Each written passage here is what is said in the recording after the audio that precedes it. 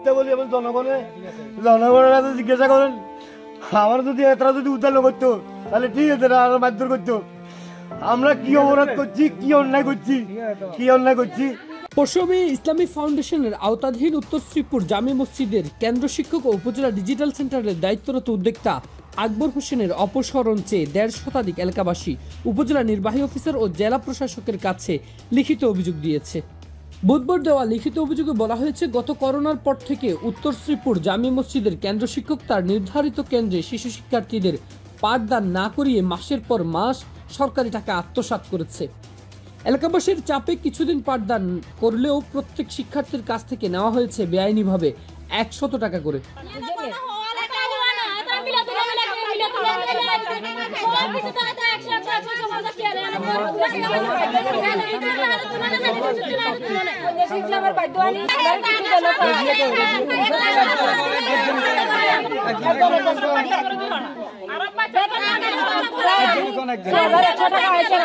এখন আমরা বলছে তোমরা ছেলে মেয়ে পড়াতে হলে টাকা পয়সা লাগবে ৫০ টাকা করি, ৭০ টাকা করি, ১০০ টাকা করি।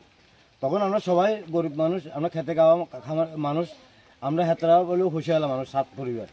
এখন আমরা বাকি হইলেও আমরা অসহায় গরিব মানুষ। এখন হেতরও কথা সম্পূর্ণ মানার লাগে, না মানলে ভয়ভীতি দেখা। আমি টিউনের সাথে কাজ করি, আমার কথা মানতে হইব, তোমরা বালা মলিব। এখন আমরা সাধারণ বাঙাল, বালা যা করে খারাপ যা মনে করে আমরা তাই মনে করি। এখন আমরা কালকে অফিসের লোক আসছি, তথ্যটা আনছি, কথা মাসে বেতন দিই, মোট বন্ধ কেন, আপনারা এটা দরখাস্ত ব্যবস্থা করেন। তখন আমরা অফিসে দরখাস্ত দিই, ফাঁসি পাওয়াতে আমরা দরখাস্ত টিউনিয়র স্যারের কাছে দিয়েছি, ডিসি স্যারের কাছে দিয়েছি। দেওয়ার দিকে আমরা মহিলা মানুষ বাড়িতে মনুষলা না, হে বাড়িতে যা দরজা থাবাই জোর করে আমাদের থেকে সিগনেচার আনছে।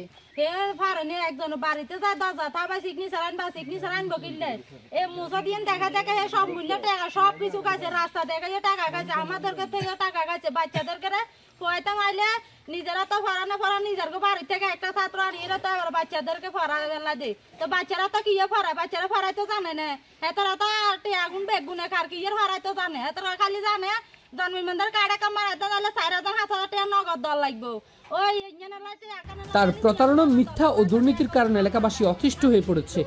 লিখিত অভিযোগে আরো বলা হয়েছে, ওই এলাকায় অত্যন্ত হতদরিদ্র ও আশ্রয়ণ প্রকল্পের বাসিন্দা সবাই, ৩৩টি পরিবার সেখানে বসবাস করে।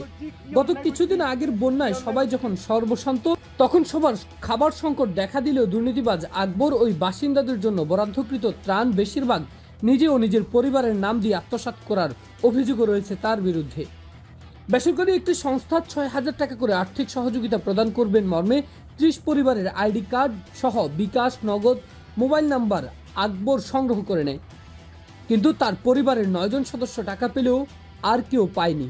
পরে খোঁজ নিয়ে জানা যায়, দরিদ্রদের আইডি কার্ড ব্যবহার করে নিজের পরিবারের সদস্যদের বিকাশ নাম্বার ব্যবহার করে টাকা আত্মসাৎ করেছে আকবর নিজেই।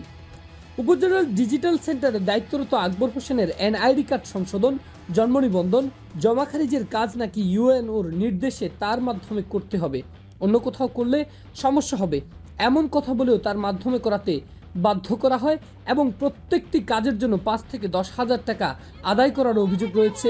কেউ প্রতিবাদ করলে ইউএনও এবং এসিল্যান্ডের ভয় দেখাতেন তিনি, এমনটাই জানিয়েছেন স্থানীয় বাসিন্দারা। অভিযোগের বিষয়ে বক্তব্য জানতে তাকে মুঠোফোনে যোগাযোগ করা হলে তিনি আমাদেরকে জানান, মে মাসের ২৬ তারিখে আমাদের সুপারভাইজার স্যার আর আমাদের ইউনিয়নের সাধারণ কেয়ারটেকার মধ্যে ২ জনে এসেছেন, আমার এখানে কেন্দ্র পরিদর্শন করছেন, সিকিউরিটি একটু কম পাইছেন।